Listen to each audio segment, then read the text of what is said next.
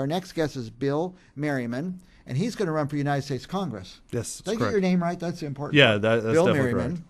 And you live where? Currently, I live in Fresno. California? Originally, I was born and raised from in Clovis and graduated from Clovis High School. Well, the greatest high school of all time. So Fresno, Clovis area. Yes. And where is this congressional seat?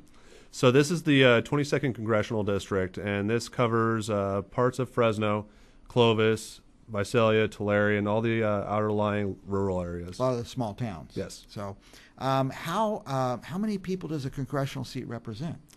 It can vary, a couple 100,000, roughly. Hundreds of thousands. So it's Yes. not just your neighborhood or something. This is a lot of people. It's a very large area. And, of course, the Congress, so you'd be, if elected, moving to Washington, D.C. Well, no, I'd still live here in the Valley. This is my home base, but there would be a lot of time spent in Washington, D.C. I definitely wouldn't be moving there. You never want to abandon your community? No, your roots. definitely not. This is where I'm from. This is my home. Right. And these are the people that I want to represent in D.C. Yeah. Well, I don't know if we really have a congressman that lives in Fresno or Clovis right now. No, the current congressman is Devin Nunes, and he's actually out of Tulare. Yeah. So we have not had a Fresno congressman for a long time. Correct. And we had George Radanovich a while back, and he is from Mariposa. So Fresno, one of the 5th or 6th largest cities in the state, and we don't have our own congressman. Maybe it's time to do that. Well, tell me about what's going on with your race and what it's all about. Well, right now we have a lot of people that have thrown their hats into the ring. We have 3 Democrat challengers that are going to be going for this position, as well as the Republican incumbent, Devin Nunes. And I'm very distinct from all of those individuals, just because I'm not in it for the big money. You're going to have a lot of these candidates who are accepting corporate sponsors, corporate donations, and I'm not accepting any of that stuff. The reason why I'm running is because I want to represent the average American who simply wants to be able to live free and to live in peace. Mm-hmm. And I think a big piece of that is that our Constitution laid that framework for small government and a lot of freedom. And I don't believe that our Constitution is being followed right now. Me personally, I've taken this oath 3 times where I'd support and defend the Constitution of the United States of America against all enemies, foreign and domestic. My first 2 times I took the oath was while I was in the Navy. Took it upon enlistment and then re-enlistment after that. And the 3rd time that I've taken that oath was actually when I became a candidate, and I swore to support and defend the Constitution of the United States of America. The first two times I took that oath, it was to defend the Constitution against foreign enemies. This time I took the oath in order to protect our Constitution and all of our freedoms. It's meant to protect them against people who would trample our Constitution. And domestic threats, really. Exactly. So there are a lot of people who are kind of turned off by our Constitution and what it's supposed to represent. And I believe in small government, maximized freedom, and that's really why I'm running. Now, there's some people out there who think the government's a solution to everything. What is government's role in taking care of us from cradle to grave? Well, ultimately, the government, at least at the federal level, I support local government to a certain extent. I support state government because that's more of the people making those decisions over their own lives. Mm.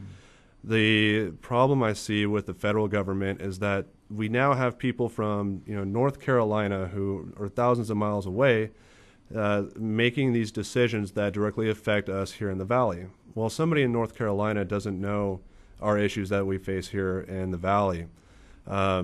So that's kind of why I want to make our federal government a lot smaller than what it is, so we can make our own decisions that are going to benefit us directly.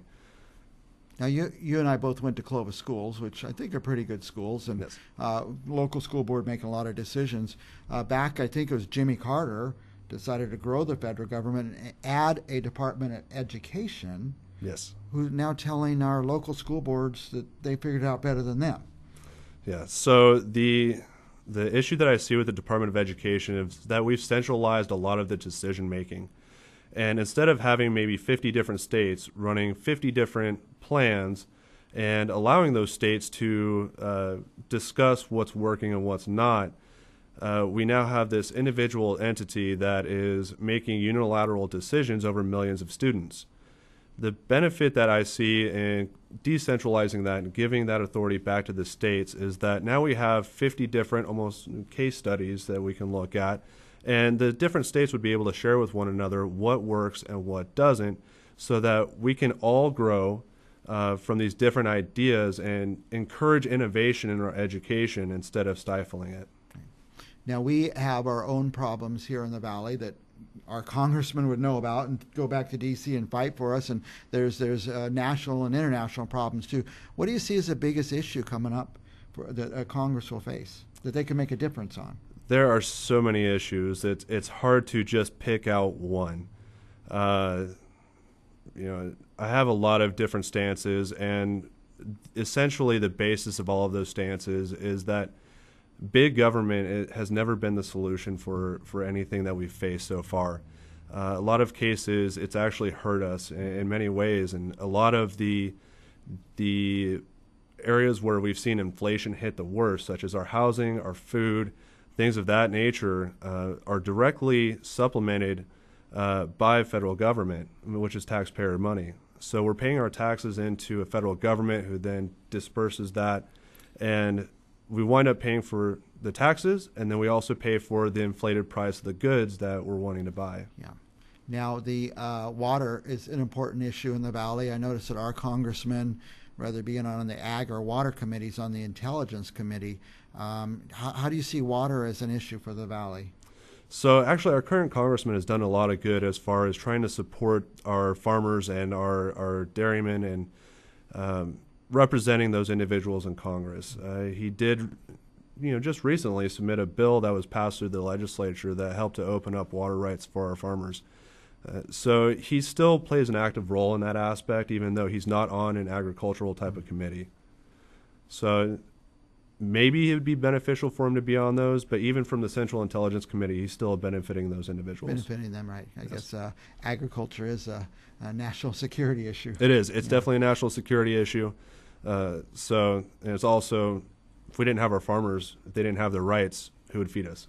Good point. Now, let's say somebody's watching now and they say, wow, this is a fresh face and a bright guy, and we need a change. Where would they start in contacting you if somebody wanted to get involved? So actually, all of my information is on Facebook. Even I have my cell phone number, I have my email address, I have my P.O. box. It's all on Facebook and available for people to access me. You can also message me on Facebook as well. You'll take a look. I have a 100% response rate within just a matter of a couple of hours. Okay. And the Facebook, by the way, is Merryman 4, the number 4, CA 22nd, 22nd Congressional District. So Merryman, the number 4, California, 4CA, 22nd. But just start typing Bill Merryman. You'll find it'll pop up sooner or later, I'd imagine. You'll find a lot of different things about me. I've been featured on CBS 47, KC24, and have been mentioned in Valley Voice, which is down south, a local newspaper down in the southern part of the district. Now, are you doing this full time, or are you having to keep the day job? I'm having to keep the day job. I do have 5 children with 6 on the way, and so I am having to split my time a little bit between campaigning as well as working full time. I found in my political past that people like to vote for someone like them, a father, a mother, some kids, having to keep the job while they run, struggling just like all of us struggle. Yes. So I think you are one of us, Bill Merryman. Anything else you want our viewers to know?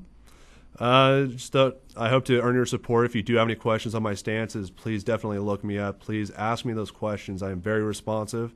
The only way that we can truly have representation in Washington, D.C. is that we have a representative who is ready and willing to communicate with the constituents and to share what's happening in D.C.